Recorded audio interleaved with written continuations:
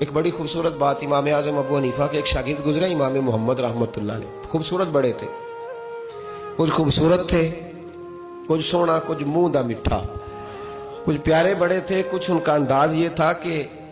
نفاست پسند بڑے تھے، بڑے نفیس تھے، نکلتے تھے تو تنہا نہیں نکلتے تھے۔ ایک دفعہ بغداد میں تشریف لائے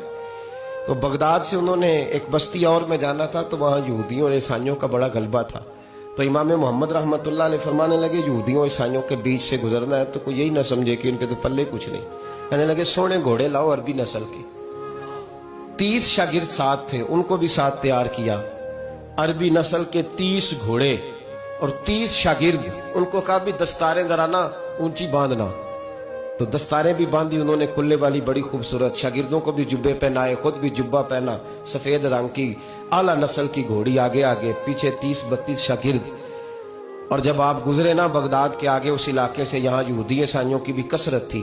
عورتوں کی عادت ہوتی تھی پرانے زمانے میں مہمان دیکھنے کے لیے چھتوں پہ چڑھ جاتی، کچھ اپنے دروازے پہ کھڑی ہو جاتی، کچھ دیکھتی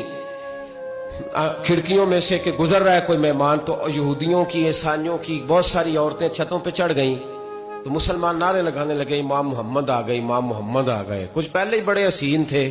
پہلے ہی بڑے خوبصورت تھے، کچھ حضور کی سنت کا نور چڑھا ہوا تھا، کچھ دائیں بائیں شاگرد تھے، پھولوں کی پتیاں گر رہی تھی، تو جب محمد محمد کے نعرے لگنے لگے نا تو ان عورتوں نے امام محمد کا جلوہ دیکھا،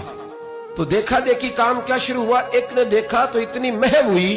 کہ اس نے کلمہ پڑھنا شروع کر دیا، اس سے کلمہ سن کے تو دوسری نے بھی پڑھا،